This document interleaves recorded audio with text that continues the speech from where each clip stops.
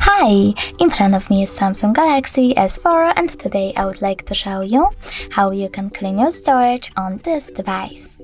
First of all, go into Apps. Now you need to locate Play Store and click on it. Then tap on the search bar. Type Files and download this free app from this developer. Following that, tap on Open.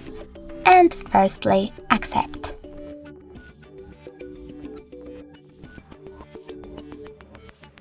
Then select Continue. Click on Clean at the bottom left corner. Wait a bit. And select Clean under Junk Files. Then you need to click Clean over here. Wait again.